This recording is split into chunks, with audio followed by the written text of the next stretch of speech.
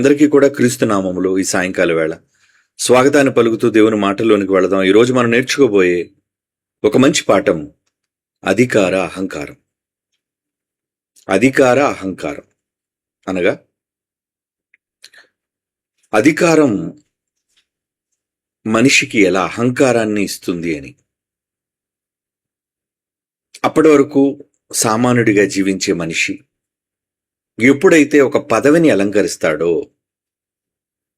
ఎప్పుడైతే తనకు ప్రజలపైన అధికారం చేతికి వస్తుందో, వెంటనే అతని తీరు మారిపోవటం అనేది ముఖ్యంగా ఈరోజు రాజకీయ నాయకుల మధ్య చూడటం అనేది మనం అందరం గమనిస్తుంటాం. అప్పటి వరకు ప్రజల చేత ఎంపిక చేయబడి ప్రజలను మంచి విధానంలో నడిపించి పాలించవలసిన అధికారులు ఒక్కసారి అధికారంలోనికి రాగానే ఆ అధికారాన్ని దుర్వినియోగం చేయటం, ఆ అధికారం ద్వారా స్వలాభాన్ని అపేక్షించటం, ప్రజలను మోసగించటం, ప్రజలను భయపెట్టటం, ఇలా ప్రపంచంలోని రాజ్యాలు, ఆ రాజ్యాలలోని అధికారులు వారి యొక్క భిన్నమైన మనస్తత్వాలు మనకి కనబడుతూ ఉంటాయి. ఒకప్పుడు మనలాగే సర్వసాధారణమైన మనిషిగా, అందరిలో ఒకనిగా ఉన్న వ్యక్తి ఏదైనా కారణం చేత ఒక స్థాయి అతనిలో పెరిగితే, హోదా అంటూ అతనికి వస్తే, నిజంగా అతనిలో కనిపించే ఒక అనూహ్యమైన మార్పు వెంటనే అందరిపైన అతడు ఒక పెత్తందారిలాగా, అధికారంలాగా, తనకే సమస్తము తెలుసు అన్నట్లుగా తన బుద్ధి వైఖరిని మనిషి మార్చుకుంటూ ఉంటాడు. నిజానికి అలాంటి అధికారం వలన వచ్చే అహంకారం ఏదైతే ఉందో అది ఎంత ప్రమాదకరమైనదో, దానివల్ల కలిగే నష్టాలేంటో అన్నది మనం ఈరోజు పాఠంలో తెలుసుకోవాలి. సంఘంలో అధికారాలు కావచ్చు, సహవాసాలలో అధికారాలు కావచ్చు, రాష్ట్ర దేశాలలో నాయకత్వాలు కావచ్చు, ప్రపంచంలో ప్రజలపైన పాలించడానికి వచ్చే ఏ అధికారమైనా కావచ్చు, అధికారం రాగానే మనిషిలో ఒక అహంకారం అనేది కనబడుతూ ఉంటుంది. దానివల్ల కలిగే దుష్పరిణామాలు ఏంటో అన్నది బైబిల్ ముందుగా చెప్పింది ప్రతి మనిషికి. ఎందుకంటే మొదటిగా దేవుడికి గర్విష్ఠులంటే చాలా కోపం. నాశనానికి ముందు గర్వం నడుస్తుంది అని ముందుగా చెప్పాడు. కనుక ఒక మనిషి పతనం కాకముందు గర్విష్ఠిగా మారిపోతాడు. ఎవరైతే సాత్వికుడో, ఎవరైతే శాంత స్వభావుడో, అలాంటి వారు ప్రజల మన్ననలు, దేవుని మన్ననలు కూడా పొందుతారు.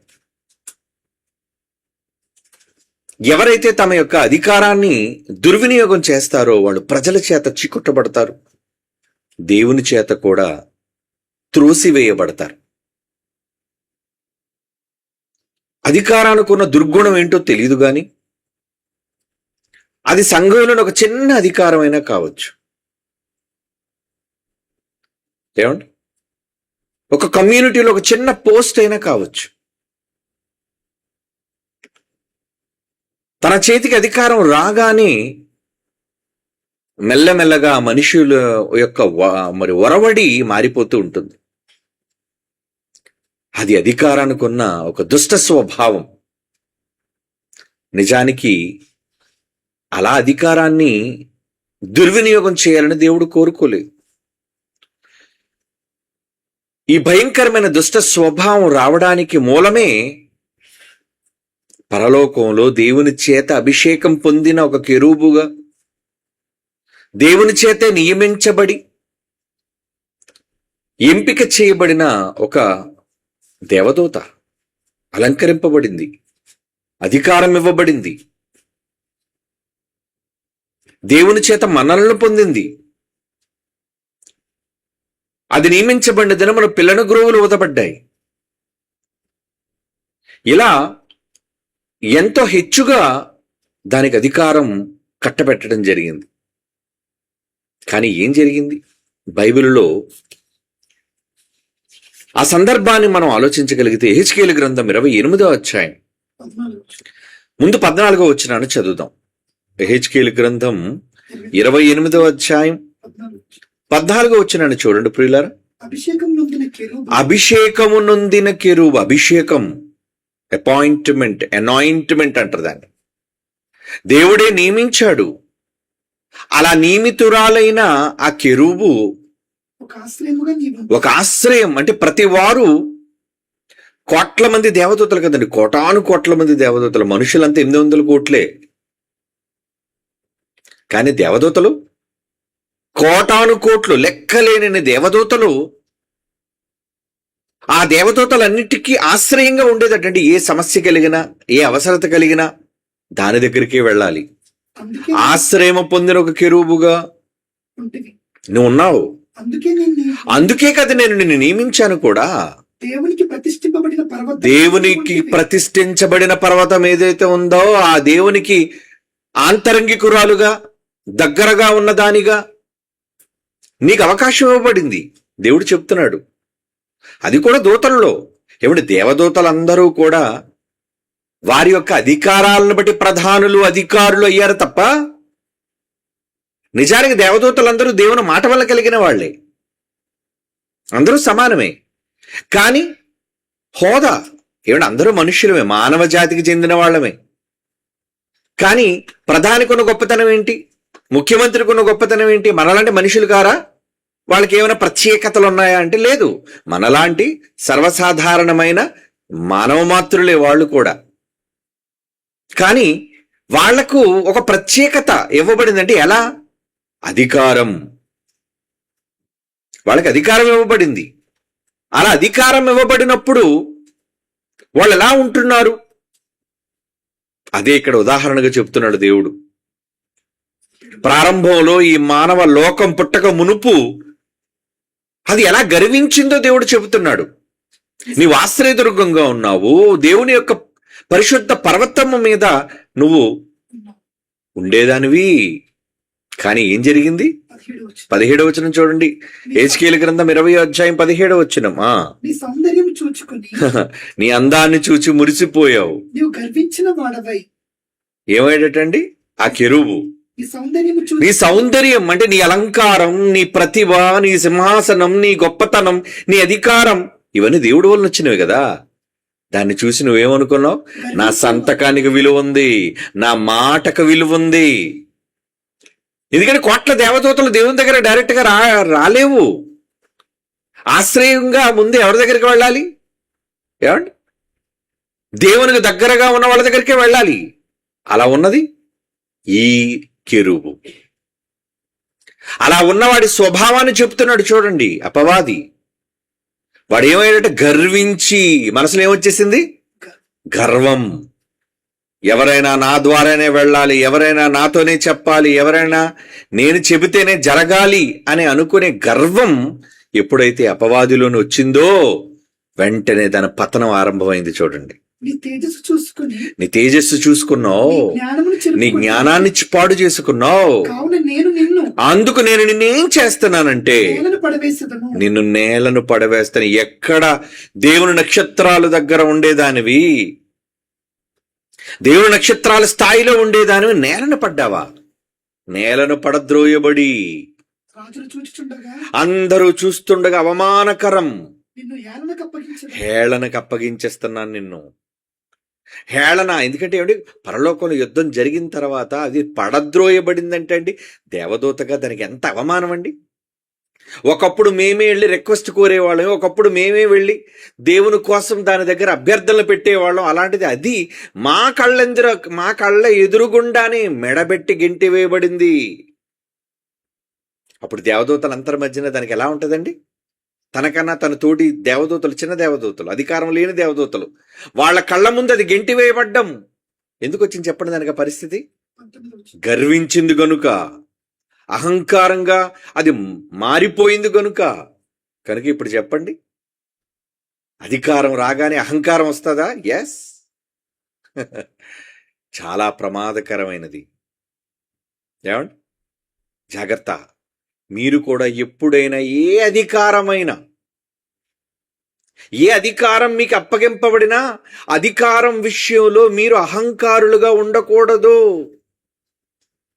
నేను పలానా, నాకు ఈ అధికారం ఉంది, నేను ఇది చెయ్యగలను, ఇది నా వల్లనే జరుగుతుంది అని ఒకవేళ ఎవరనుకున్నా తదుపరి వాళ్ళ యొక్క పతనం ఆరంభం అవుతుంది. దేవుడు ఒప్పుకోడు. ఎందుకంటే దేవుడు గర్విష్ఠులను ఎదిరించి దీనులకు కృప చూపువాడు. ఆయన దేవుడు ఎలాంటి మనసు కలిగిన వాడండి? ఏం చేస్తాడు ఆయన? గర్విష్ఠులు ఏం చేస్తాడు? సామెతల గ్రంథం 16:18. సామెతల గ్రంథం 16:18 నాశనమునకు ముందు గర్వము నడుచును, పడిపోవుటకు ముందు అహంకారమైన మనస్సు నడుచును. అహంకారమైన మనసట. ఎందుకు అహంకారం? చాలా మందిలో ఈ గర్వం అనేది ఉంటుంది. అది అధికారం రాగానే మరింత పెరిగిపోతుంది. అది దేవుడికి నచ్చనిదర్రా. జాగ్రత్త. కళాశాలల్లో అధికారులుగా ఉన్నవారు కావచ్చు, సంఘాలను ఏలే అధికారులుగా ఉన్నవారు కావచ్చు, ప్రజలకు వాక్యం చెప్పే నాయకులుగా ఉన్నవాళ్ళు కావచ్చు, ఏ స్థాయిలో నీకు ఏ చిన్న అధికారం నీకు ఉన్నా నీ అధికారాన్ని బట్టి నువ్వు గర్వించకూడదు. ఎందుకంటే నువ్వు పడిపోవటం అనేది ఆ గర్వంతో ఆరంభం అవుతుంది. నీ నాశనం, నీ పతనం ఆరంభం అవుతుంది. ఎందుకంటే దేవుడు అహంకారులను ఎదిరించేవాడు. కీర్తన గ్రంథం 76వ కీర్తన 12వ చూడండి. 76వ కీర్తన 12వ అధికారుల పొగరును ఆయన అణిచివేయువాడు. ఏమండి, అధికారుల పొగరును ఏం చేస్తారటండి? అణిచివేస్తారట. అంటే భూమి మీద ఏ అధికారి పొగరు పడినా, అహంకారం వాడికి వచ్చినా వాడి గర్వాన్ని అణిచేస్తాడట దేవుడు. చూసారా? నిజమా? ఎస్, 100%. దేవుడు చెప్పిన మాటలు శిలాక్షరాలు. అది వ్యక్తికైనా, అది రాజుకైనా, అది ఎంత గొప్ప అధికారికైనా, ప్రపంచంలో ఏ అధికారానికి సంబంధించిన వాడైనా. ఎందుకంటే ప్రపంచంలోని అధికారాలన్నీ ఎవరి వల్ల వచ్చాయి? దేవుని వలన కలిగినది తప్ప మరొక అధికారం లేదంటున్నాడు కదా. రోమపత్రిక 13వ అధ్యాయం చదవండి. రోమిలికి రాసిన పత్రిక 13వ అధ్యాయంలో ఈ అధికారాల గూర్చి దేవుడు పౌలు గారి ద్వారా ఏం రాయిస్తున్నాడు? మొదటి వచనం, ప్రతివాడు పై అధికారికి లోబడి ఉండండి, ఎందుకంటే దేవుని వలన కలిగినది తప్ప మరి ఏ అధికారము లేదు. ఉన్న అధికారాలన్నీ కూడా ఆ దేవుని వలననే నియమించబడినవి.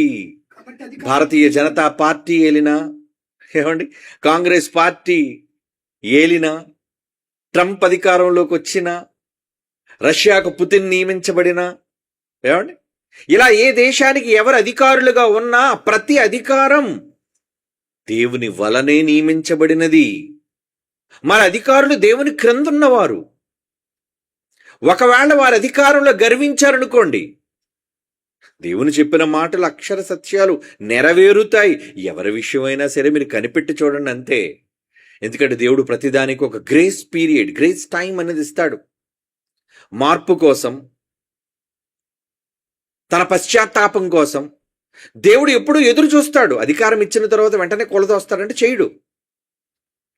నీ మనసు మార్చుకుంటే సరి, లేదా నీకు చేయవలసిన న్యాయమైన తీర్పు ఆయన తీరుస్తాడు. అందుకంటున్నాడు, అధికారుల పొగరును ఆయన అణిచివేయువాడు. పొగరట. దేనికి పొగరు? ఒకప్పుడు మాట్లాడితే అధికారం లేనప్పుడు వెంటనే పలికేవారు, అధికారం రాగానే పిలిస్తే పలకని అహంకారులుగా మారిపోతారు చాలా మంది. ఏమంటే, ఎస్, నాకు అధికారం ఉంది, నా స్థాయి వేరు. ఈరోజు నా స్టేటస్ ఏమనుకుంటున్నారు మీరు? ఉం? ఒక కలెక్టర్ని పలకరించండి, ఎలా ఉంటాడు? వాడి సీటు చూడగానే వాడి గర్వం. I'm the collector of this district, I'm the commissioner. ఒక్కొక్కడు వాడి యొక్క హోదాలు ఎలా ఉంటారండి? పొగరు పడిపోతుంటారు. నీకున్న అధికారం పొగరు చూపించడానికి కాదు. నీకున్న అధికారం దేవుడు ఎందుకు ఇచ్చాడు అంటే ప్రజలకు మంచి చేయాలి. ఎందుకంటే వాళ్ళంతా దేవుని పిల్లలు. వాళ్లకు మంచిని చేయడానికి నువ్వు అధికారిగా నియమించబడిన వాడు, దానవు.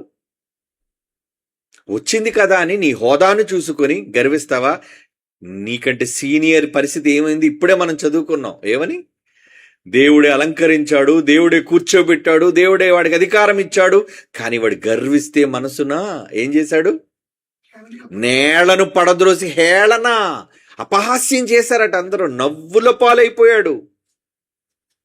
అంటే అధికారం చూపించిన వాడు ఎవడైనా సరే సరిగ్గా లేకపోతే వాడు ప్రజల మధ్య నవ్వుల పాలవుతాడు. గుర్తుపెట్టుకోండి.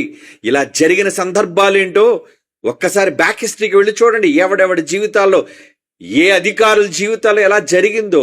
మిడిసు పడకూడదు. చాలా మంది మిడిసిపాటు ఏంటి? నేను అధికారంగా ఉన్నాను కదా, నన్నెవడేం చేయగలడు? ప్రభుత్వం నాది, అధికారం నాది, అధికారులు నావారు, నేను శాసిస్తే జరుగుతుంది అని చాలా మంది అనుకుంటూ ఉంటారు. వాళ్ళ అధికారాన్ని, వాళ్ళ దురహంకారాన్ని ఎలా పొగరును దించాలో దేవుడికి తెలుసు. ఎందుకంటే ఆయన అన్నాడు, అధికారుల పొగరును ఆయన అణిచివేయవాడు. అంటే మెడల వంచేస్తాడనమాట. యాకోబు, యోబు క్షమించండి, యోబు గ్రంథం 12వ అధ్యాయం 18వ వచనం. యోబు గ్రంథం 12వ అధ్యాయం 18వ వచనం. రాజుల అధికారమును ఆయన కొట్టివేయును, వారు నడుములకు గొలుసులు కట్టును. ఏడు రాజు అయితే గొప్పరా? నీ నడానికి గొలుసు కడతాడు. గొలుసు ఎవరికి కడతారు? ఖైదీలకు కడతారు, నేరస్తులకు గొలుసులు కడతారు. ఇప్పుడైతే బేడీలు వచ్చాయి, కానీ అప్పుడు ఏమండి, నేరస్తులను, భయంకరమైన వ్యక్తులను కస్టడీలోకి తీసుకునేటప్పుడు వాళ్ళు నడుంకు గొలుసు, మెడకు గొలుసు, చేతులకు గొలుసులు, కాళ్లకు బొందులు ఇవన్నీ ఏర్పాటు చేస్తారు. ఎందుకు? అవమానం, పొగరుపడ్డావు. దేవుడట అలా రాజుల అధికారమును ఆయన కొట్టివేసి వారి నడుములో గొలుసులు కట్టునట్టున్నాడు. చూడండి, రాజు అయితే ఎవరికి రాజు అయ్యా నువ్వు? రాజు అయితే గొప్ప? ప్రపంచ నాగరికతలో మొదటి నాగరికత మీకు తెలుసు, దట్ ఈస్ ఈజిప్షియన్ సివిలైజేషన్. అంటే నైలు నదీ నాగరికత. క్రీస్తు పూర్వం 3000 సంవత్సరాల చరిత్ర దానికి ఉంది. దాని పాలకులే ఫరోలు. ఈ రోజుకి వాళ్ళు కట్టించిన కట్టడాలు ప్రపంచంలో ఎలా ఉన్నాయండి? ఒక వింతగా ఉన్నాయి. పిరమిడ్స్. వాళ్ళ ఫరోలుగా పిలిచేవాళ్ళు. తన ప్రజలు అక్కడ బానిసలుగా 400 సంవత్సరాలుగా ఉన్నందుకు దేవుడు ఒక నాయకుడిని పంపించి, మోషేని పంపించి, ఇల్లు నాయన విడిపించుకురా వాడి దగ్గర నుంచి. ఎవరు పంపారని చెప్పమని. ఏమని చెప్పమంటావయ్యా? నీ పేరంటే ఉన్నవాడు పంపాడు అని చెప్పు అన్నాడు. దానికి వాడు ఎలా పొగరుతో సమాధానం చెప్పాడు తెలుసా?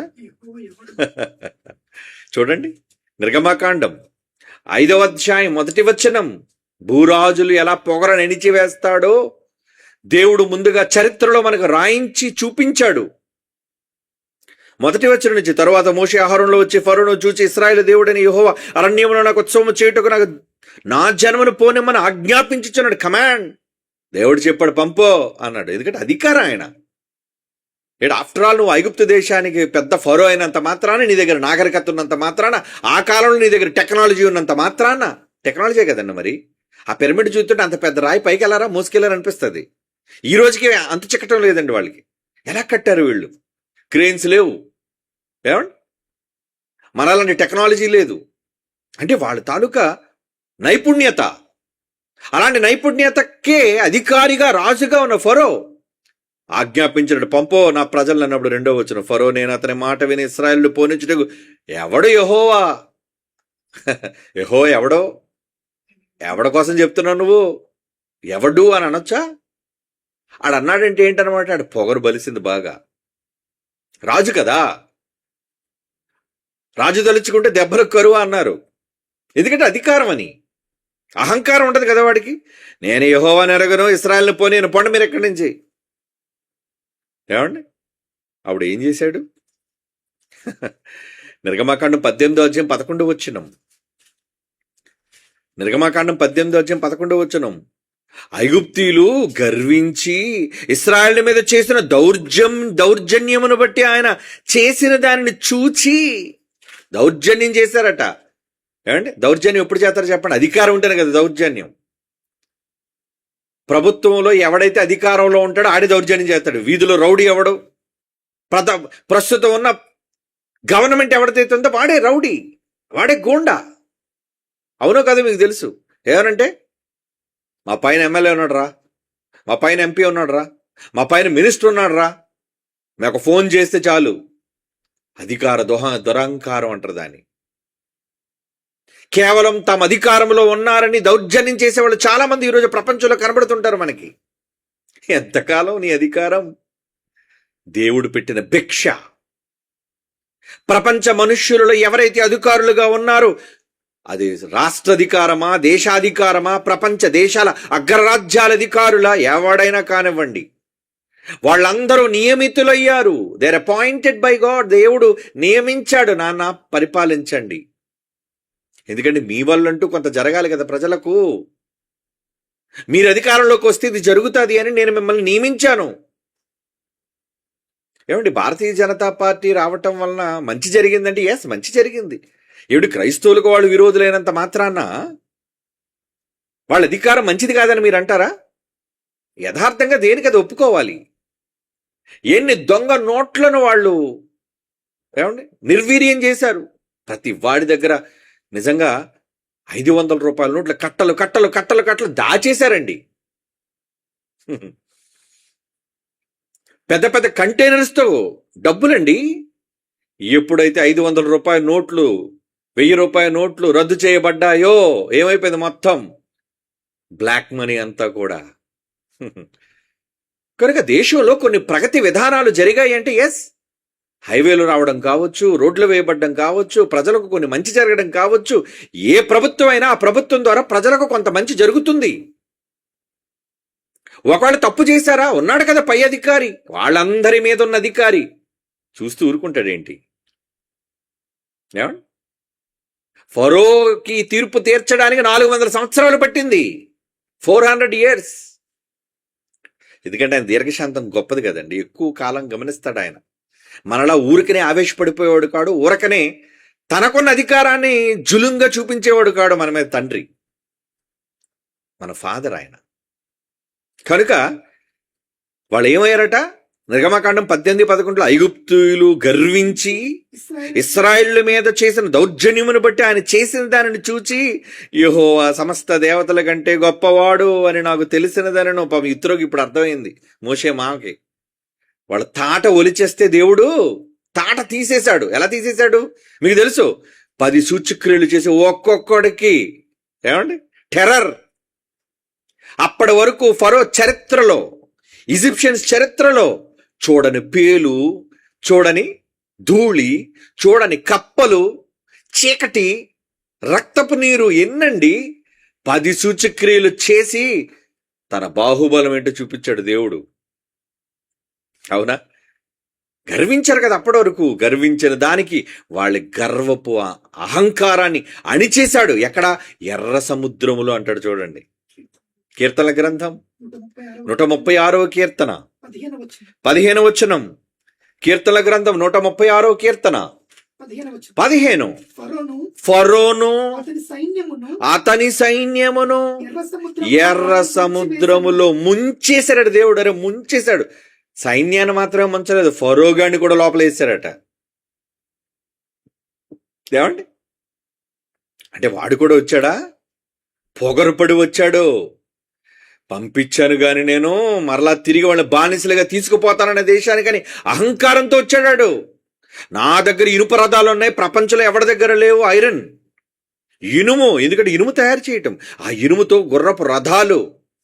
మమ్మల్ని జయించేవాడెవడు, కొట్టేవాడెవడు అనుకున్నాడు. మొత్తం ఏమంటే ఆ ఇనుప రథాలతో పాటు ఫరోగాన్ని కూడా ఏమేశాడట? లోపలేసి ముంచేశాడు అంటున్నాడు చూడండి. మరలా చదవండి ఆ మాట. ఫరోను ఫరోను అతని సైన్యమును ఎర్ర సముద్రంలో ఆయన ఎర్ర ముంచివేశాడు. సముద్రములో ఆయన ముంచేశాడు. పోయిందిరా, నీ పని పోయింది. అంటే అధికారం ఉందని అహంకారం ఎవడు చూపించిన రాజుకే దిక్కులేదు. మనకంతటి అధికారం ఉందా అండి? ఫరో లాంటి అధికారులమా మనం? దేశాలను పాలించే నాయకులమా మనం? వాళ్ళకే దిక్కులేదు. ఇక సర్వసాధారణంగా చిన్న సామాన్యులుగా మనం ఏ పార్టీ వాళ్ళం అండి? మరి ఏ పార్టీ వాళ్ళైనా నీకున్న చిన్న పదవి మీద ఎందుకయ్యి నీకు అధికారం? సంఘంలో చిన్న అధికారం వచ్చేసరికి చాలండి, చిన్ని కొమ్ములు వస్తాయి. అప్పటి వరకు మనతో పాటు లెక్చరర్గా ప్రొఫెసర్గా కూర్చున్న వాళ్ళు ఈ రోజు నుంచి వీళ్ళు నాయకులు అనగానే అలా మారిన వాళ్ళ కోసం చెప్తున్నాను. అందరు నాయకులు అలా ఉంటారని కాదు. అంటే నాయకత్వం రాగానే మనిషికి అహంకారం వస్తుంది. అహంకారం మనిషి పతనానికి దారితీస్తుంది. ఏమండి, ఆలోచించండి. ఒక సందర్భాన్ని మరలా బైబిల్లో మనం చూద్దాం. ఎందుకంటే గతం చరిత్ర, దేవుడు గతంలో జరిగిన విషయాలను దేవుడు మనకు రాయించి పెట్టాడు ఈ ప్రపంచానికి. అరే తెలుసుకోండిరా మీరు అని. అష్షూరు రాజు అంటే ప్రపంచాన్నంతటిని పాలించిన అష్షూరు రాజు, సన్హెరీబు వాడి పేరు. వాడు అధికారంతో వచ్చి ఇశ్రాయేలులందరినీ కూడా బలి చేయడానికి వాడు ఎంత పొగరపడ్డాడు అంటే నిజంగా వాడు ఉత్తరం పంపించాడండి.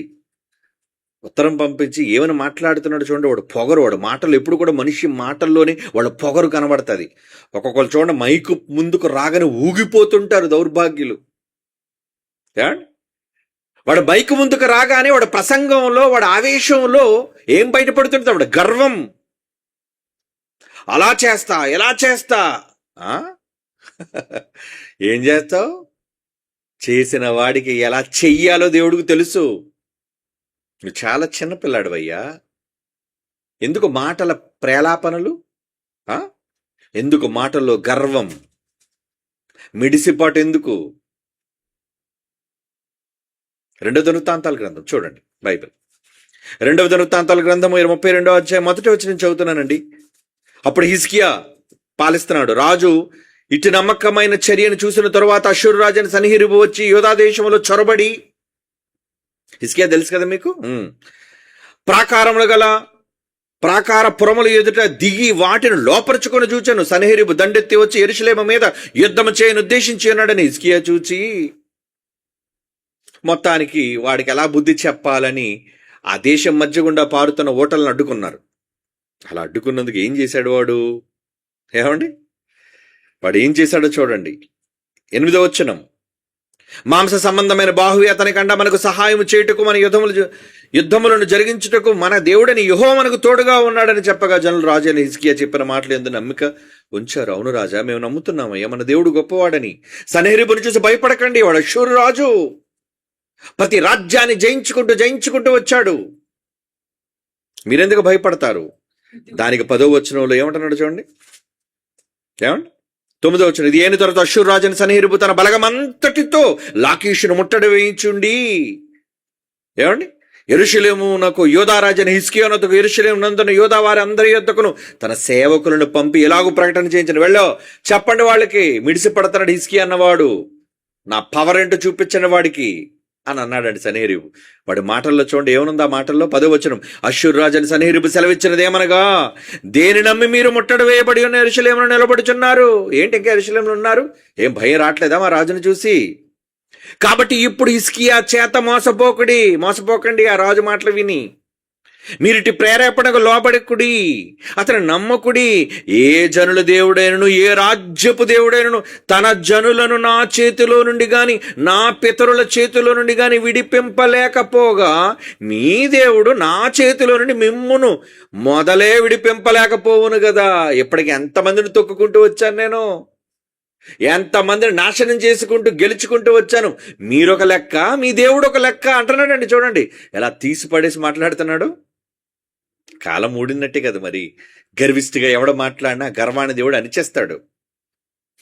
16వ వచనం, అతని సేవకులు దేవుడని యెహోవా మీదను, ఆయన సేవకుడని హిజ్కియా మీదను ఇంకను పేలాపనులు పేలిరి. ఏమంటే పేలాపనులా? ఏమండి అంటే పేలడం అంటారు. రే ఎందుకు అలా పేలుతున్నావు అంటారు. పేలుతున్నావు అంటే ఏంటి? తుపాకీ ఎలాగైతే పేలుతుందో మాటలు కూడా పేలుస్తుంటారు చాలామంది. గట్టిగా జవాబు ఇవ్వటం, గట్టిగా ఎదురు సమాధానం చెప్పటం, ఎగిరెగిరి పడి చెప్పటం, మాటకు మాట జవాబు తిరిగి ఇవ్వటం గొప్పదనుకున్నావా? కాదు, వద్దు. దేవుళ్ళు కూడా ఇష్టం వచ్చినట్టుగా మాట్లాడుతున్నాడు చూడండి. మీ దేవుడని యెహోవా మీదనో రాజు మీదనో ఇంకను పేలాపనులు పేలిరి. ఇదియుగాక ఇతర దేశముల జనుల దేవతలు తమ జనులను నా చేతిలో నుండి ఎలాగ విడిపింపలేకపోయారో. మరి ఎంతమందిని కొట్టుకొచ్చినా వాళ్ళ దేవుళ్ళు వాళ్ళ దేవతలు ఏం చేయలేకపోయారు నన్ను అంటున్నాడండి సన్హెరీబు.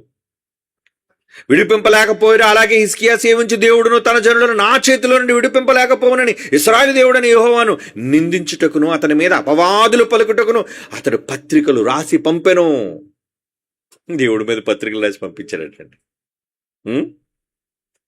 ఇంత మాట్లాడితే ఏమండి? 2 రాజుల గ్రంథం 19వ అధ్యాయం 4వ వచనం. 2 రాజుల గ్రంథం 19వ అధ్యాయం 4వ వచనం. జీవము గల దేవుని దూషించుటగా అష్షూరు రాజైన తన యజమానుని చేత పంపబడిన రబ్షాకే ఈడొకడు. ఎందుకంటే పైనుంచి ఎవడైనా వీడి తాలూకా బాస్ ఉన్నాడు అనుకుని వీడు రెచ్చిపోతుంటాడు కిందన. వీడి మాట వినేవాడు, వీడికి అధికారం చెప్పేవాడు, సలహాదారులు అంటారు చూసారా, అంతే. ఇంకా ఆయన అసలు పట్టుకోలేము. ఓ మాటల చేత రబ్షాకే అంటే రబ్షాకే నన్ను పంపించాడు సన్హెరీబు. ఏమండి? పలికిన మాటలన్నీ నీ దేవుడని యెహోవా ఒకవేళ ఆలకించి నీ దేవుడని యెహోవాకు వినబడి ఉన్నా ఆ మాటలను బట్టి ఆ అష్షూరు రాజును గద్దించరేమో. కాబట్టి నిలిచి ఉన్న శేషము కొరకు నువ్వు హెచ్చుగా ప్రార్థన చేయుము. మొత్తానికి ధైర్యపరుస్తున్నాడు హిజ్కియా. ఈ మాటలు వినగానే భయం వేస్తుంది కదండి.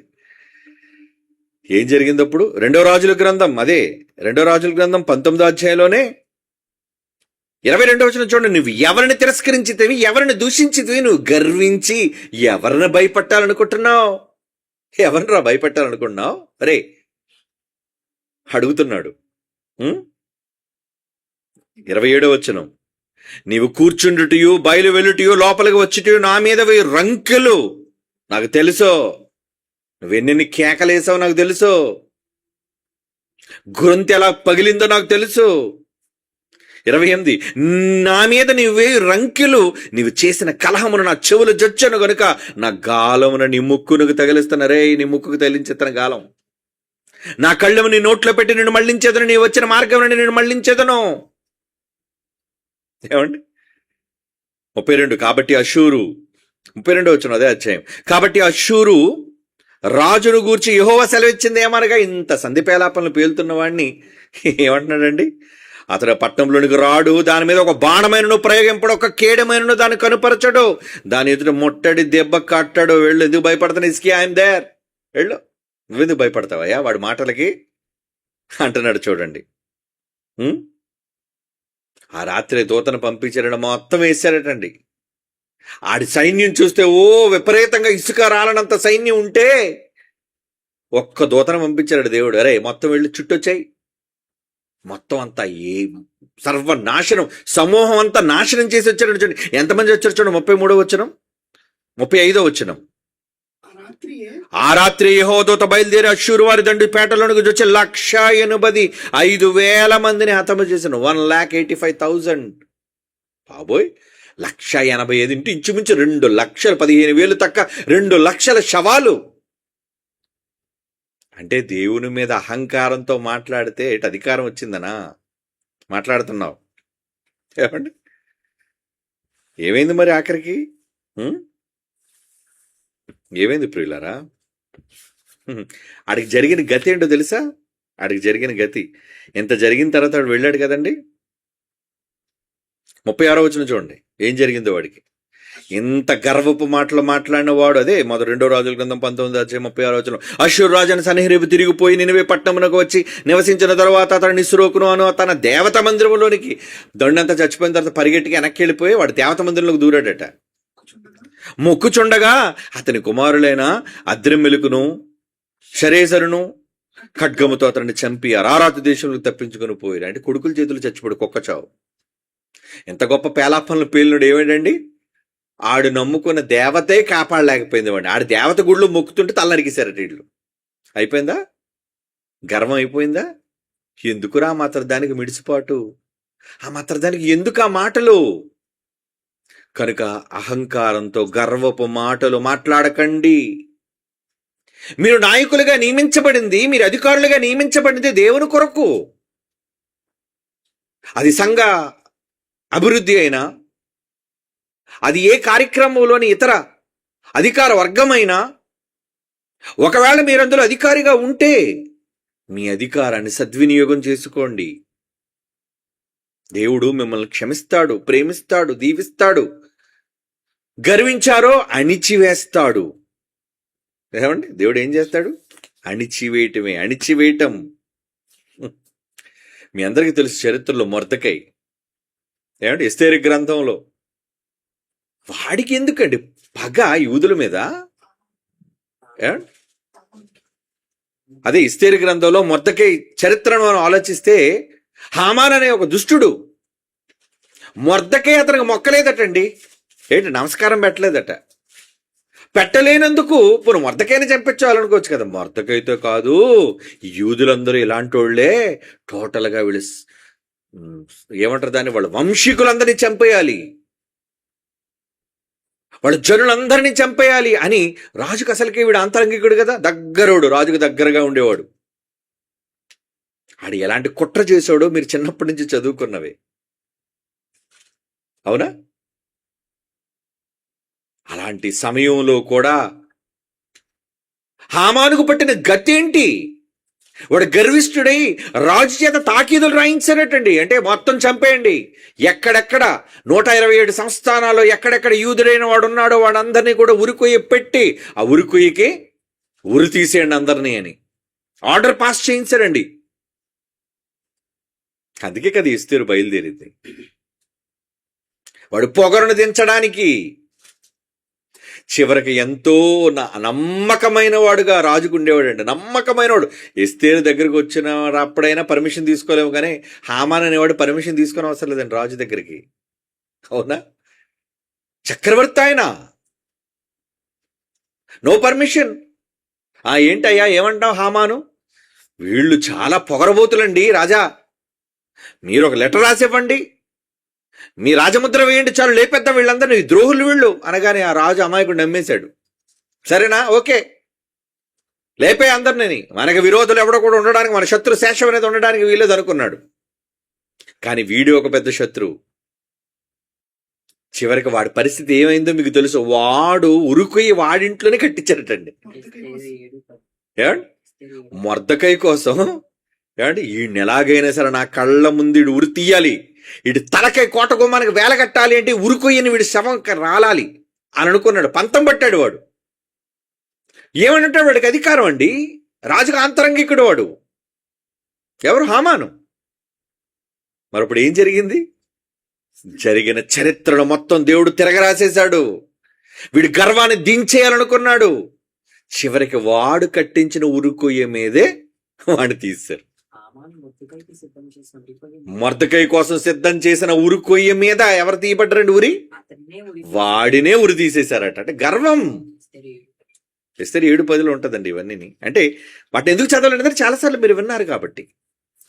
అలాగే నెబుకద్నెజరు, వాడు మీకు తెలుసు ఏడు మనుష్యులతో పాటు జంతువులు కూడా పరిపాలించారట. అబ్బా, ఆకాశ పక్షుల్ని, నేలను పాకే పురుగుల్ని, జంతువులు కూడా పరిపాలించారని గర్వం వాడికి వచ్చేసింది. హ్యాంగింగ్ గార్డెన్స్ కట్టించారు, నేనే గొప్పోండి అని.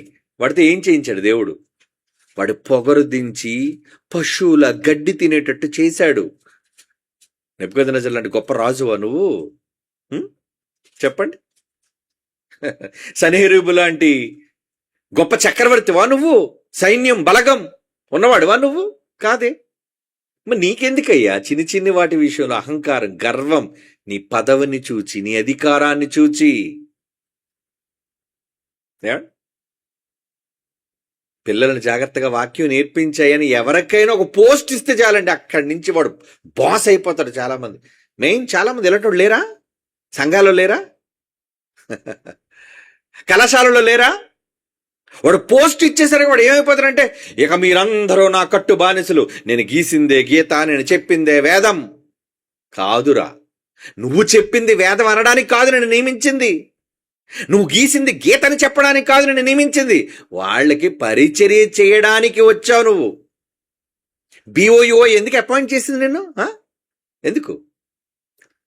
నువ్వు అధికారాన్ని చూపించడానికి కాదు, నువ్వు ఆ దేవుని పిల్లలకు సేవలు అందించడానికి.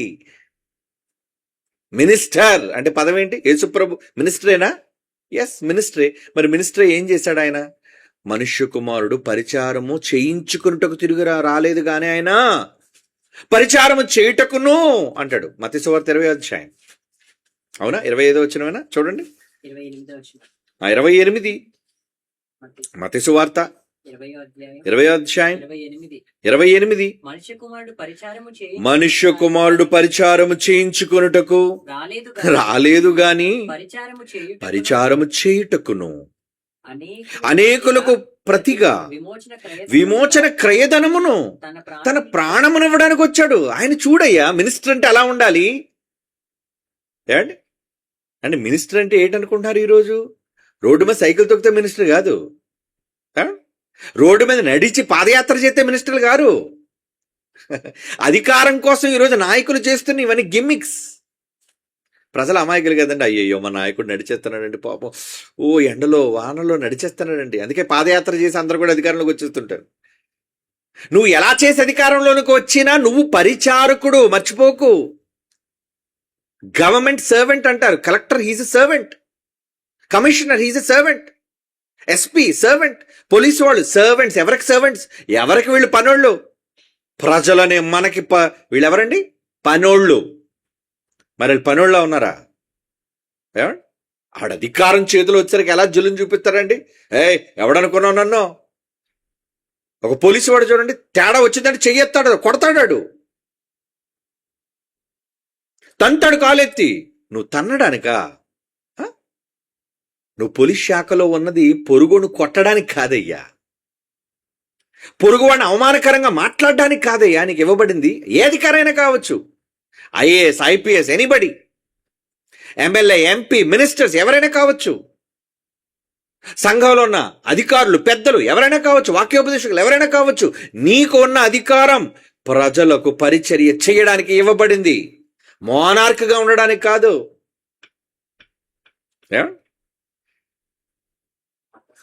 మోనార్క్గా ఉండడానికి కాదండి. పేతురు రాసిన మొదటి పత్రిక 5వ అధ్యాయం 2వ వచనంలో ఏమంటున్నాడు చూడండి. దేవుడు అర్థం కాలేదండి, లోకానికంటే అర్థం కాలేదు, వాడు బైబిల్ చదవరు కనుక. కానీ బైబిల్ చదివని నీకెందుకు అర్థం కావటం లేదు? ఇది ప్రిన్సిపల్ అవగానే నీకు ఒక అహంకారం, తలపొగరు. ఒక కోఆర్డినేటర్ అవగానే తలపొగరు. ఒక హోదా కలిగిందనగానే తలపొగరు. ఏంటి? ప్రజల మీద పెత్తనాలు. పెత్తనం చేయడానికి కాదు, నీకు అధికారం ఇవ్వబడింది మా ద్వారా, దేవుని వలన. చెబుతున్నాడు చూడండి, మొదటి పేతురు పత్రిక 5వ అధ్యాయం 2వ వచనం. బలిమి చేత కాక దేవుని చిత్త ప్రకారం ఇష్టపూర్వకముగా, దుర్లాభాపేక్షతో కాక సిద్ధ మనస్సుతో, లాభాలను గడించడానికి కాదు, మీ మధ్యనున్న దేవుని మందను పై విచారణ చేయుచు దానిని కాయుడి. ప్రజలను కాపాడడానికి నీకు ఓటు వేసి గెలిపించారు, అంతేగాని ఏమంటే అధికారం కలిగింది కదా అక్రమ కేసులు పెట్టి మనిషిని హింసించడానికా? అధికారం ఉన్నది దొంగల నుంచి, అమాయకులను, సామాన్యులను కాపాడడానికి, పేదలకు అన్నం పెట్టడానికి, లేని వాళ్ళని ఆదుకోవడానికి. మరి ఈరోజు ప్రభుత్వాలు, అధికారాలకు వచ్చిన వాళ్ళందరూ అధికారులు ఏం చేస్తారని చెప్పండి? అడిగితే అహంకారం. నువ్వెవరు అడగడానికి? మినిస్టర్ నేను, I'm a police, I'm a judge అంటున్నారు. వాళ్ళ అధికారం. ప్రతి ఒక్కరూ వారి వారి స్థానాల్లో అధికారాలు చూపించి ప్రజలకు మేలు చేయటం పోయి ప్రజల మీద అధికారమా, పెత్తనమా? నువ్వు ప్రజల దగ్గర పరిచారకుడు, మర్చిపోకు. ఎనీ సర్వెంట్ ప్రపంచంలో ఎవడైనా, ఏ అధికారైనా కాదు, ఆ అధికారైన వాడు యేసును చూచి నేర్చుకోవాలి. ఏముంది యేసులో?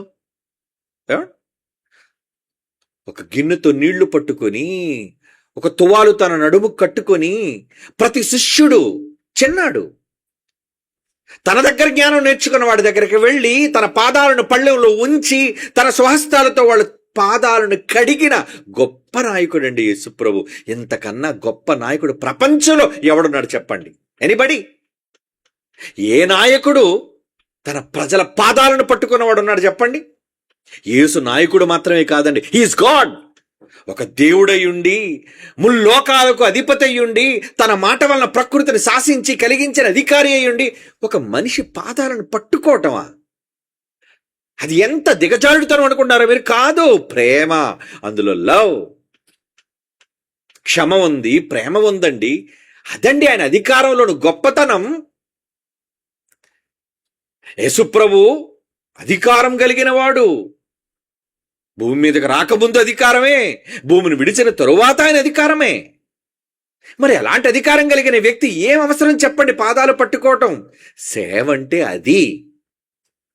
ఈరోజు ప్రపంచ నాయకులందరూ సంఘంలో అధికారాలు మొదలుకొని ప్రపంచ స్థానాలలో అధికారులైన ప్రతి ఒక్కరూ కూడా యేసు ముందు పాఠాలు నేర్చుకోవాలి. నాయకుడంటే ఇలా ఉండాలని. ఇప్పుడు చదవండి 1 పేతురు పత్రిక 5:2. బైబిల్ అండి, బైబిల్ చెబుతుంది పాఠం. బలిని చేత కాక దేవుని చిత్త ప్రకారం ఇష్టపూర్వకంగా దుర్లాభాపేక్షతో కాక. అధికారంలోకి లాగానే దుర్లాభం, దుర్లాభ ఆపేక్ష అంటే ఏంటనమాట? లాభాలు కావాలి, కోట్ల కోట్ల కోట్ల విపరీతంగా కొల్లగొట్టడమే డబ్బు. ఎందుకు వచ్చాడు వీడు పోస్టులోనికి? ఈరోజు ఒక ఎమ్మెల్యే ఎంపీ రావడానికి మినిమం 100 crores, 100 కోట్లు ఖర్చు పెట్టాలండి. పిచ్చాడే ఖర్చు పెడుతున్నాడా? వాడు 100 కోట్లు ఖర్చు పెట్టాడంటే 1000 కోట్లుగా టార్గెట్ ఉంది. అవునా? ఎస్. ఎవరు అవునన్నా కాదన్నా ఇది అందరూ ఒప్పుకోవాల్సిన నిజం. 100 రూపాయలు ఖర్చు పెట్టి 900 కోట్లు అదనంగా పొందుతున్నాడు. ఎవరి డబ్బది? ప్రజాధనం. ఎక్కడండి? భారతదేశం వెనకబడిపోయింది. అగ్రరాజ్యం కాలేకపోయింది మన భారతదేశం. ఏం తక్కువని? ఏం తక్కువ? వనరులు లేవా? ఏమండి? అన్నీ ఉన్నాయి. ఆల్ రిసోర్సెస్, సహజ వనరులతో సహా అన్నీ మన దేశంలో చక్కగా లభ్యమవుతున్నాయి. ఏమవుతున్నాయి మరి? కొండల కొండల బంగారం ఉంది, కొండల కొండల బొగ్గు ఉంది. ఏమండి? టన్నులు టన్నులు కొద్దీ. ఇంకా ఒకటి కాదండి, అన్నీ దొరుకుతున్నాయి మన దేశంలో. గ్యాస్ లేదా? చమురు లేదా? ఏది లేదు చెప్పండి. ఎందుకు ఇంకా మన దేశం ఇంకా భయంకరమైన లేమిలో బాధపడుతుంది? పేదవాడు రోడ్డున పడిపోతున్నాడండి. గూడు లేనివాడు, తిండి లేనివాడు ఎంతో మంది భారతదేశంలో ఉన్నారే. మరి నాయకుడిగా ఉండి నీ అధికారం ఏం చేసింది? నువ్వు ప్రభుత్వాన్ని నియమించి నీ ప్రభుత్వం ద్వారా ప్రజలకు చేసిన మేలేంటి? చాలా మంది ఉండడానికి ఇల్లులే లేవు. ఇల్లులు, సొంత ఇల్లు లేవు. అద్దెళ్లలో బ్రతుకుతున్నారు చాలా మంది. లేదా? మీలో కూడా చాలా మంది అద్దెలులే కదండి. వాడికేమో వందల ఎకరాలు, నీకేమో కనీసం ఉండడానికి ఒక 100 గజాలు కూడా లేని స్థితి.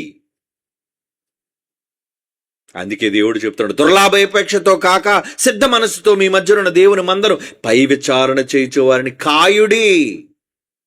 మీకు అప్పగింపబడిన వారిపైన ప్రభువులైనట్టుండక. ప్రభు ఇది అపాయింట్ చేయగానే ఏమైపోతుంది? ప్రభు అంటే ఏంటి? Lord, king. ప్రజల మీద పెత్తనం రాగానే ఏమైపోతాడండి? ప్రభు అయిపోతున్నాడట. ప్రభు. ఈరోజు చాలా మంది మనలో కూడా అధికారాలు చేతికి రాగానే, సంఘపు అధికారాలు వాళ్ళ చేతిలోనికి రాగానే వాళ్ళ స్థాయిని మర్చిపోయి వాళ్ళ మునుపు స్థితి చిన్నపిల్లలుగా వచ్చి చేతులు కట్టుకుని కూర్చోడానికి కూడా స్థాయి లేకుండా చేతులు కట్టుకుని నిలబడిన వాళ్ళు ముందు. నీకు ఒక అధికారాన్ని ఇచ్చి, నాయన పిల్లల్ని బాగా పెంచు, పిల్లల్ని బాగా నేర్పించు, వాళ్ళ మంచి భక్తులుగా తర్ఫీదుగా నేర్పించు, చెయ్యి వాళ్ళని నీకు అధికారం ఇస్తే ఏం చేస్తున్నారు ఈరోజు చాలా మంది? అధికార దుర్వినియోగం. ఖబర్దార్. చాలా మంది అధికార దుర్వినియోగం చేస్తున్నారు. పీకేస్తాడు. మొదట ఇక్కడ పీక వేయబడతారు, తర్వాత మీ తండ్రి మిమ్మల్ని పీకేస్తాడు. మర్చిపోకండి. మన ముందు ఎంతో మంది గర్విష్ఠులైన వాళ్ళని అణిచేశాడు. వాళ్ళ పీచం అణిచేశాడు దేవుడు. అహంకారం వద్దు, అధికారం, గర్వం వద్దు. మీరు ప్రభువులైనట్టుగా ఉండకండి. మీకు అప్పగించాడు దేవుడు. ఆ కొద్ది మందిని అప్పగించండి. ఆయన వీళ్ళందరినీ నడిపించండి. అలాగే అప్పగిస్తే వీళ్ళు ఏం చేస్తారో తెలుసా అండి? గ్రూపిజం. గ్రూపిజం అంటే, అరే మనమంతా ఒక గ్రూప్, మనమంతా వాడు చెప్పినట్టే వినాలి, మన గ్యాంగ్ లీడర్ వాడే, వాడు ఎటు వెళ్ళమంటే అటే వెళ్ళాలి. లేరా ఈరోజు?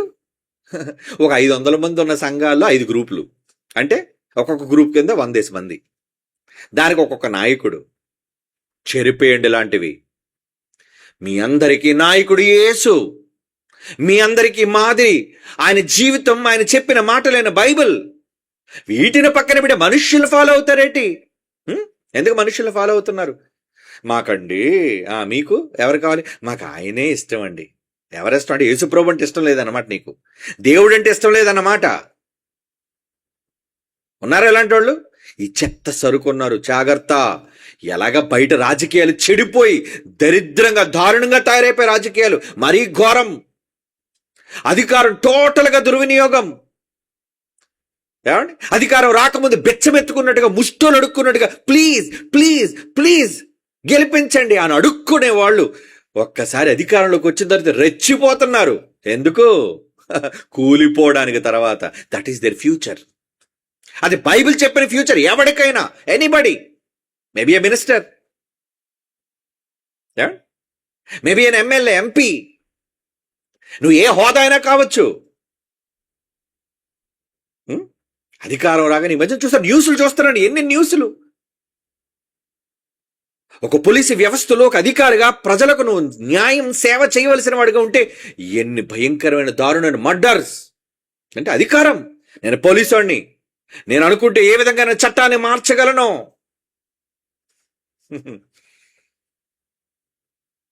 ఈ మధ్యన 11 మంది 14 మంది పోలీసులకు మరణశిక్ష విధించింది కోర్టు.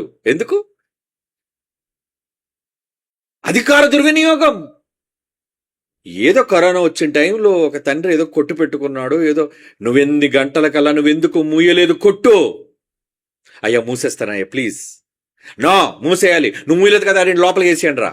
పాపం తండ్రిని తీసుకెళ్ళిపోయారండి స్టేషన్కి.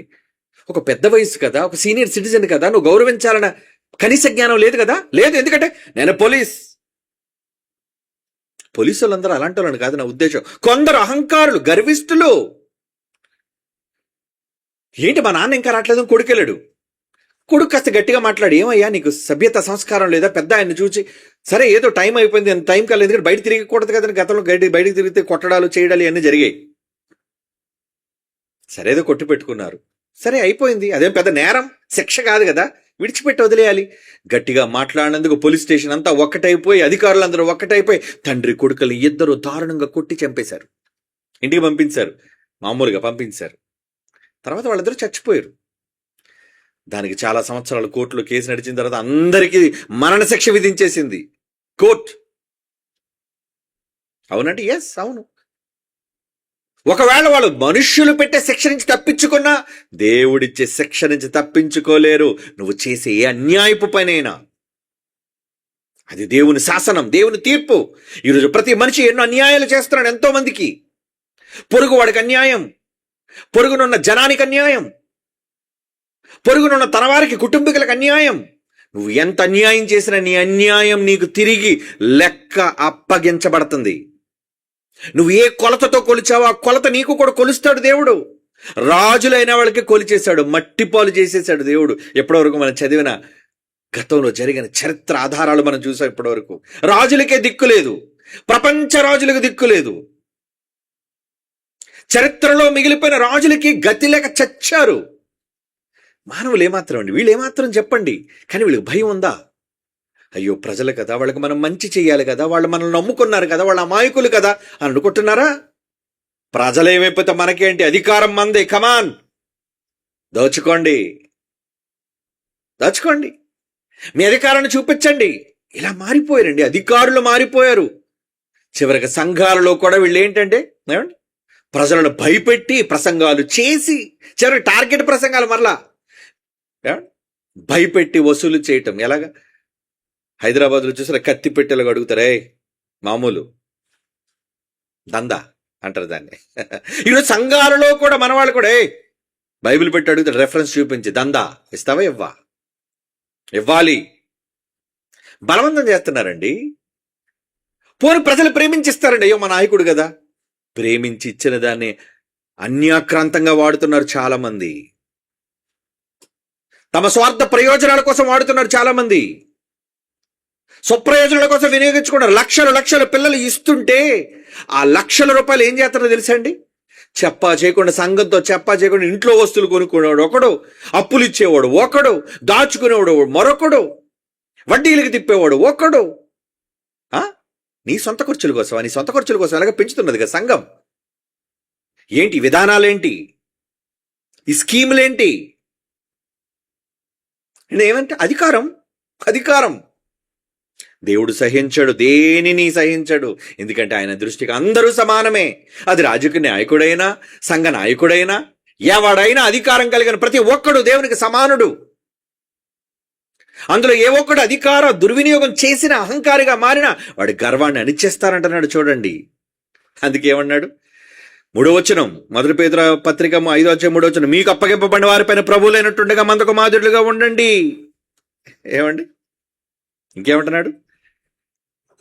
2 కొరింథీ పత్రిక 1వ అధ్యాయం 24వ వచనం చూడండి ఏమంటున్నాడు. 2 కొరింథీ పత్రిక 1వ అధ్యాయం 24వ వచనం, మీ విశ్వాసము మీద మేము ప్రభువులమని ఎలాగో చెప్పటం లేదు. మేము ప్రభువులం కాదయ్యా. పౌలు ఒప్పుకున్నాడండి, మేము లార్డ్స్ కాదు, మేము అధికారులు నాయకులం కాదు. ఎందుకు చెప్తున్నాడు ఈ మాట? ఇంకో మాట చూడండి, మొదటి దశలోనిక పత్రిక, దశలోనికలు రాసిన మొదటి పత్రిక 2వ అధ్యాయం 6వ వచనం నుంచి, మొదటి దశలోనిక పత్రిక 2వ అధ్యాయం 6వ వచనం నుంచి, మరియు మేము క్రీస్తు యొక్క అపోస్తులమై ఉన్నందున అధికారము చేయుటకు సమర్థులమై ఉన్నను. మాకు అధికారం ఉంది, దేవుడు మాకు అప్పచెప్పాడు మిమ్మల్ని అందరినీ. ఉన్నను మీ వలననే గాని ఇతరుల వలనే గాని మనుష్యుల వలన కలుగు ఘనతను మేము కోరలేదు. మాకు పోస్టులు వద్దు, ఆ పోస్టుల వల్ల మాకు రాబడి అక్కర్లేదు. అదండి, అవునండి, నిజమైన నాయకుడు, నిజమైన నాయకత్వపు లక్షణాలు. లీడర్ అంటారు దాన్ని. Who is leader? ఎవరు లీడర్? నిజమైన లీడర్ ఎవరు? దేవుడు చెప్పిన మాటలు ప్రజలు వినాలండి, వినాలి. చాలా మంది అధికారుల కోసం ప్రాకులాడుతుంటారు. ఏమండి, మాకు పోస్ట్ ఇచ్చండి, పోస్ట్ ఇచ్చండి, పోస్ట్ ఇచ్చండి. ఎందుకు అడుగుతున్నారు? పోస్టు ఇచ్చిన తర్వాత పెత్తనం, పేనుకు పెత్తనం ఇస్తే ఏం చేసిందట? మొత్తం తలంతా లేకుండా చేసేసిందట. అలా మారుతున్నారు వీళ్ళు.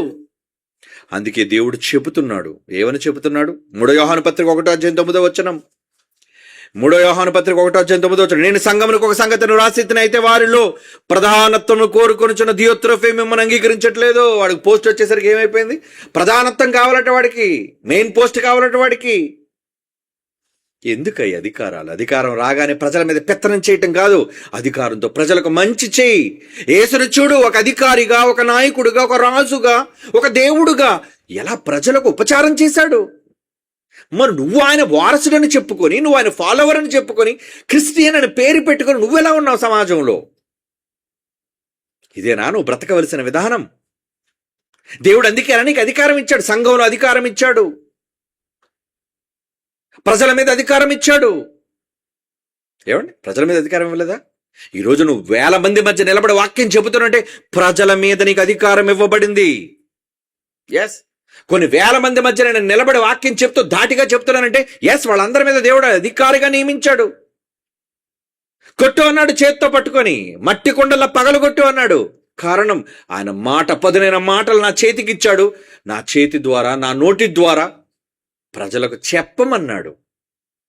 ఏమండి, దేనికి? వాళ్ళు బాగు చేయడానికి, దేవుని వైపు త్రిప్పడానికి, దేవుని భయభక్తుల్లో పెంచడానికి, అంతేగాని నాకు రాబడి కోసం కాదు. వాళ్ళు దూషించి, వాళ్ళు దుర్వినియోగం చేయటం కోసం కాదు. అలా అనుకుంటే ఎంతటి వాడైనా పడిపోతాడు, ఎంతటి వాడైనా. అదే దేవుడు ఇప్పటివరకు మనకు చెప్పిన, చూపించిన సాక్ష్యాధారాలు. ఏమండి, మత్తయి సువార్త 20వ అధ్యాయం 25వ వచనం చూడండి. మత్తయి సువార్త 20వ అధ్యాయం 25. గనుక యేసు తన యొద్దకు వచ్చి వారిని పిలిచి, అన్ని జనుల అధికారులు వారి మీద ప్రభుత్వము చేయుదురు, వారిలో గొప్పవారు వారి మీద అధికారం చేయుదురని మీకు తెలియను. మీలో అలా ఉండకూడదు. వాడికి ఏదో పోస్ట్ రాగానే వాడు విర్రవీగిపోతుంటాడు, రెచ్చిపోతుంటాడు. మీరు అలా ఉండకూడదు, మీరు అలా ఉండకూడదు అని మనతో చెప్తున్నాడు. మరి మీరేంటి సంఘాలను ఎందుకు అలా ఉంటున్నారు? మీ పైన నాయకులుగా మీరు ఉండి మీకు అప్పగింపబడిన మంద విషయంలో ఎందుకు మీరు బాసుల్లా వ్యవహరిస్తున్నారు? ఎందుకు వాళ్ళు భయపడుతున్నారు? ఎందుకు వాళ్ళు గ్రూపులుగా క్రియేట్ చేస్తున్నారు? ఎందుకు మీ పక్షాన్ని చేర్చుకుంటున్నారు? దేవుని పక్షాన్ని కాకుండా ఎక్కడికి వెళ్ళినా వీడిదో గ్రూప్. వాడు వచ్చారంటే వాళ్ళ దగ్గరికి వెళ్తాడు, వాళ్ళు వచ్చారంటే వాళ్ళే పిలుస్తారు వాడిని. ఎందుకు? అందరూ నీ వాళ్ళు గారా? అందరినీ సమానంగా చూసే ప్రేమ నీలో లేదంటే నువ్వు నేర్చుకోలేదు. పక్షపాతం బుద్ధి నీలో ఉంది, పక్షపాతిగా నువ్వు మారిపోయావు. వద్దు. దేవుడు పక్షపాతి కాడు, పక్షపాతులకు హేయుడు ఆయన, అసహ్యం పక్షపాతం చూపించే వాళ్ళంటే. చాలా మంది ఉన్నారు మీలో కూడా ఇలాంటి వాళ్ళు. వద్దు, మానుకోండి, మంచిది. దేవుడు హెచ్చరిస్తున్నాడు మిమ్మల్ని. లేదా మీరు మీ కుటుంబం పతనం. వద్దు, మీరు పతనం కాకూడదు. మీరు బాగుండాలి, మీ కుటుంబాలు బాగుండాలి. అహంకారులుగా ఉండకండి, పక్షపాతులుగా ఉండకండి, వ్యక్తులకు ఫాలోవర్స్గా ఉండకండి. దేవునికి ఫాలోవర్స్, క్రీస్తుకు ఫాలోవర్స్గా ఉండండి. నాకు ఫాలోవర్స్ ఏంటి? మనిషికి ఫాలోవర్స్ ఏంటి? అలా మనిషిని ఫాలో అయ్యి చెడిపోతున్నారు ఒకళ్ళనొకరు చూసి. ఈరోజు సమాజం అంతా అదే, ఇన్స్టాగ్రామ్, ఫేస్బుక్, ఒకళ్ళనొకరు అనుసరించి చెడిపోతున్నారు, పాడైపోతున్నారు. అందుకే మంచి వాళ్ళైన యేసు ప్రభువు లాంటి గొప్ప వాళ్ళని మార్గదర్శకులుగా పెట్టుకోండి. ఆయనలో ఏ పాపం లేదు, ఏ దోషం లేదు, ఏ పక్షపాతం లేదు. దేవుడు చెబుతున్న మాటలు ఏమంటున్నాడండి ఆయన? ఆ మాట మత్తయి సువార్త 20:25 అనుజనుల అధికారులు వారి మీద ప్రభుత్వం చేస్తారు కానీ 26 మీరు అలాగుండకూడదు, మీలో ఎవడు గొప్పవాడై ఉండగోరునో వాడు మీకు పరిచారకుడై ఉండవలెనో. అది యేసు చేసి చూపించాడు. మరి మీరేంటండి గొప్పగా? దేవుని పిల్లల, వద్దండి, వద్దు. మీరు మంచివాళ్ళుగా ఉండాలి. దేవునికి లోబడే అహంకారాన్ని విడిచి వినమ్రులుగా, విధేయులుగా మీరు కనబడాలి. ఎలా ఉండాలి? రోమపత్రిక 12 రోమపత్రిక 12:10 రోమపత్రిక 12:10 సహోదర ప్రేమ విషయంలో ఒకని ఎందుకు అనురాగము గలవారి, ఘనత విషయంలో ఒకరికంటే ఒకడు గొప్పగా ఎంచుకోండి. ఈడ నాకంటే చిన్న పోస్ట్ కాబట్టి ఏమండి, ఫోటోలు వేసేటప్పుడు కూడా కొంతమంది వీళ్ళు పెద్ద ఫోటో అనుకుంటే, పెద్ద ఫోటో ఏంటి నాకంటే చిన్న పోస్ట్ చిన్నచ్చి ఏంటి? బొమ్మల్లో కూడా తేడా. పక్షపాత బుద్ధి, నీచపు బుద్ధి. పోనీ ఉంటే ఉన్న ఏదో చేశాడు తెలియక, ఏమండి ఏదో నీతో సమానంగా చేశాడు అంటే సమానంగా ఉండకూడదా? నా హోదా ఏంటి, నా స్థాయి ఏంటి, నా ఫోటో అంతా వీళ్ళ ఫోటో వేయడం ఏంటి? నా ఫోటో పక్కనే వీళ్ళ ఫోటో వేయడం కాదు, కింద వేయాలి, మీద వేయకూడదు. ఇలాంటి నీచపు స్వభావాలు మీలో చాలా మందిలో, ఈ దుష్ట స్వభావాలను మానేయండి. బైబిల్ హెచ్చరిస్తుంది. అలా ఉండకండి, మీరు అలా ఉండకూడదు అని చెప్పాడు దేవుడు. అవునా? ఎలా అనుకున్నాడు? ఘనత విషయంలో ఒకరికంటే ఒకడు గొప్పవాడు అంటే మీరు నాకంటే గొప్పవాళ్ళు అండి. నేను చెప్పేవాడినేమో కానీ చెప్పడానికి మీరు ఎంత కష్టపడ్డారు, నేను త్యాగం చేశారు. యు ఆర్ గ్రేటర్ దెన్ మీ అని ఎదుటవాడిని గొప్పవాడిగా భావించమన్నాడు. అంతేగా నువ్వేదో గొప్పవాడుగా బిల్డప్ ఇమ్మని చెప్పలేదు దేవుడు. ఎవరి మధ్య పోస్ట్ లాగానే బిల్డప్ ఇస్తున్నావా? వద్దు. చివరిగా ఈ మాట చదువుదాం.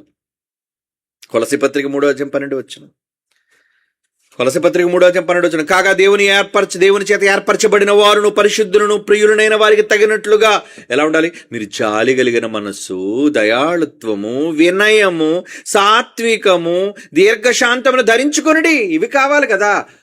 పొగరెందుకు? ఎందుకు అహంకారం?